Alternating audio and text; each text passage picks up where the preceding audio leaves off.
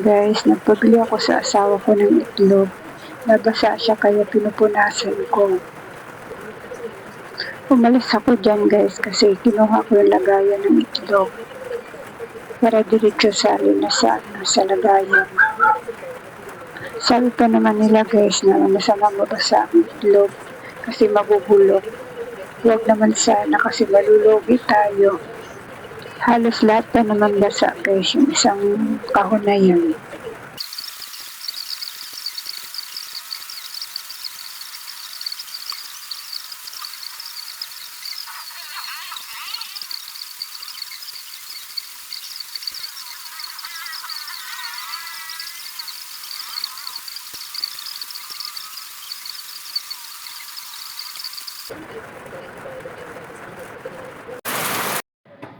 Bumagsak na naman ang ulan guys na napakalakas.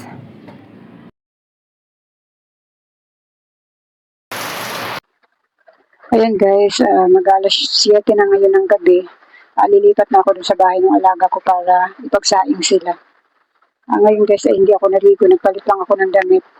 Mamaya na ako maglinis ng baba. Nagpalit lang ako ng damit kasi lalabas ako, baka sabihin ng makakakita sa akin sa labas ay hindi pa ako naliligo. Kaya nagpalit ako ng damit. Wala pa yung mga kasama ko dito sa bahay guys. Hinihintay ko yung anak ko, wala pa.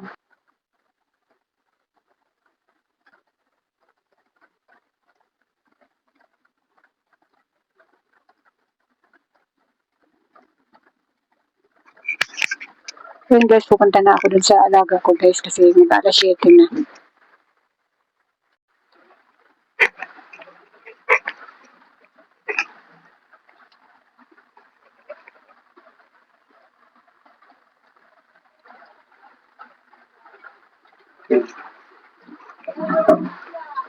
Oo nga, wala akong payong na kay Tinay. Hindi, dito lang ako sa alaga ko. Kain na ako doon.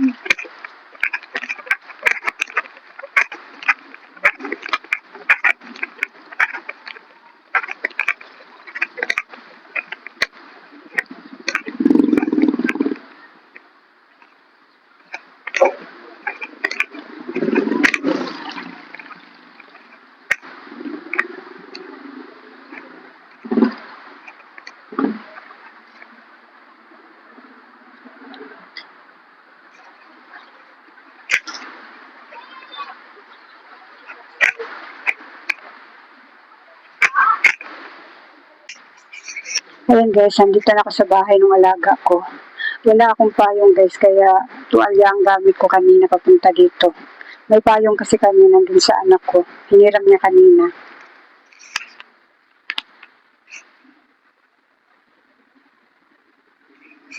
Magsasalang na ako ng sinaing guys.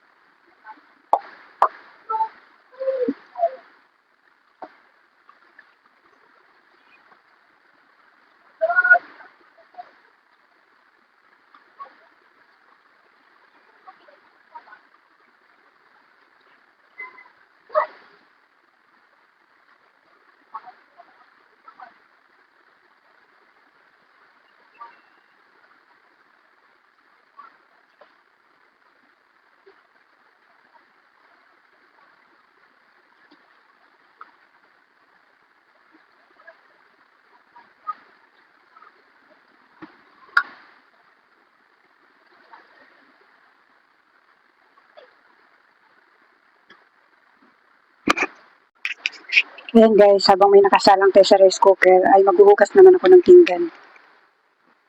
Yung baunan niya. Ayan. Kunti lang naman itong hugasan ko guys. Tapos pagkatapos ko maghugas ay magwalis naman ako mamaya.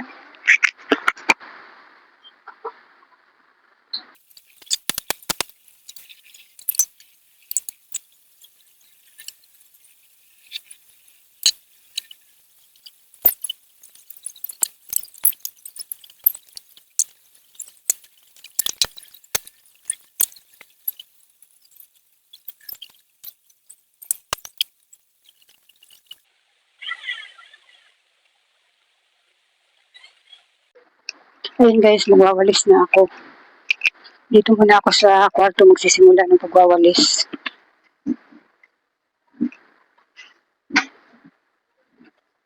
Ang lakas ng ulan ngayon guys, ang sarap matulog mamaya.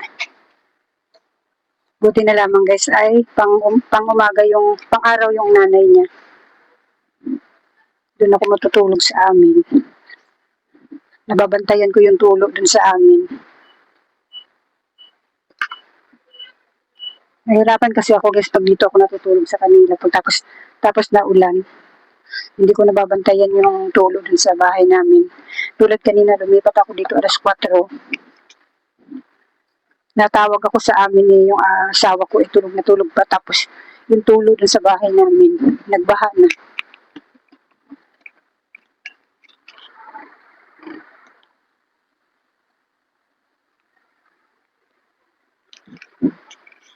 Ang lakas ng ulan ngayon, oh. Wala pa naman tao dun sa amin, guys, kasi hindi pa nadating yung asawa ko at saka yung anak ko.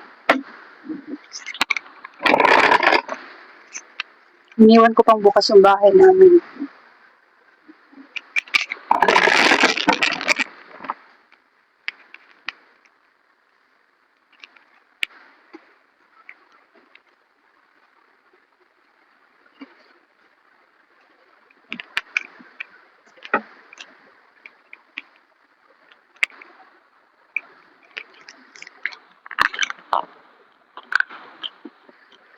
At pagkatapos ko dito magwalis guys ay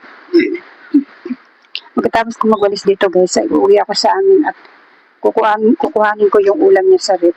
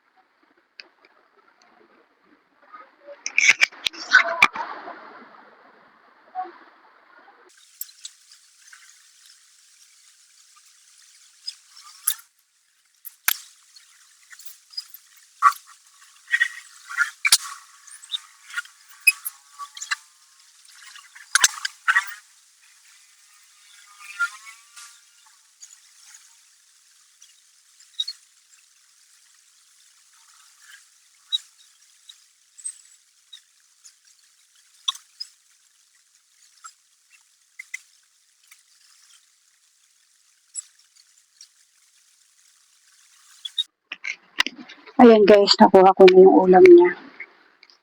Pagluluto ko na siya ng ulam para makakain na.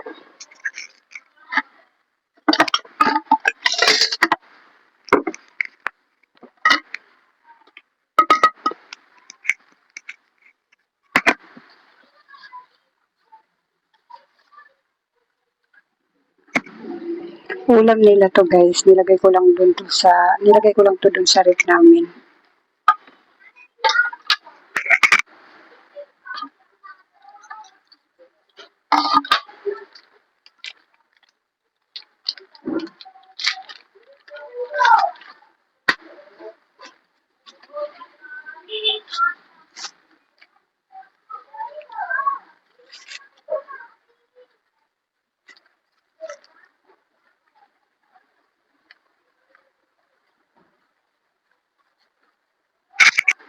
Bali, isa lang yung lulutuin ko. Hindi ko alam kung ano ulam ng mama niya. Para sa kanya lang kasi itong lulutuin ko guys kasi yung mama niya nag-uuwi yan ng ulam na luto na. Nabili sa bayan ng luto na.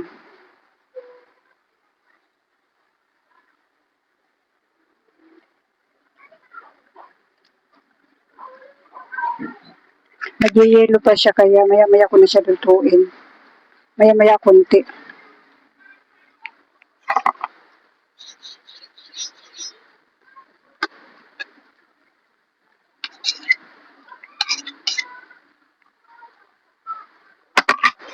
Tapos hinihiwa ko siya dito sa gitna guys kasi sabi ng mama niya, hiwain ko daw sa gitna para pag niluto ay hindi na lobo.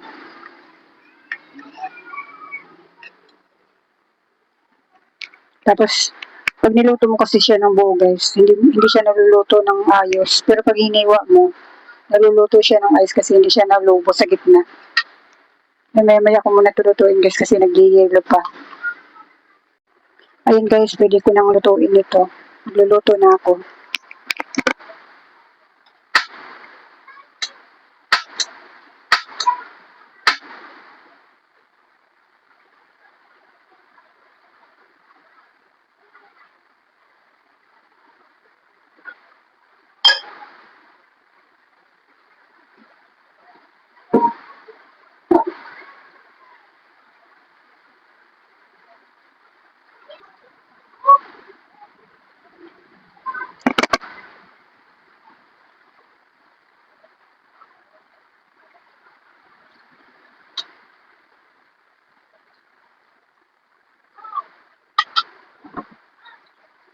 Medyo natusta-tusta yung aking niluluto guys kasi habang may nakasalang ako ay lumabas muna ako at bumili akong tinapay at gutom na kasi ako. Ayan, natusta-tusta ng konti. Ayan guys, pwede na iyan.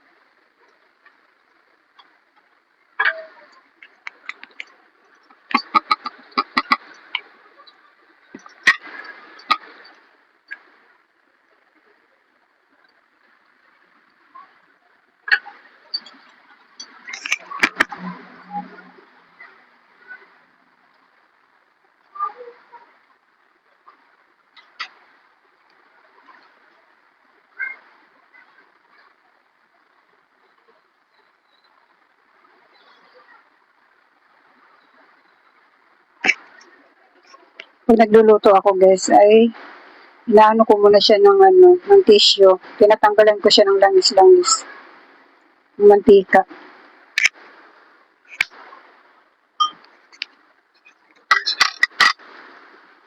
Ayan guys, nakaluto na ako. Pakakainin ko na yung alaga ko.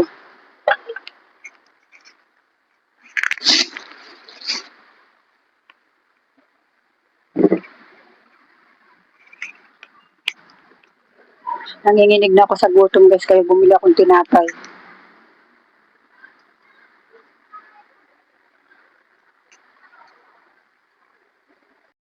Hello guys, magandang umaga sa inyong lahat.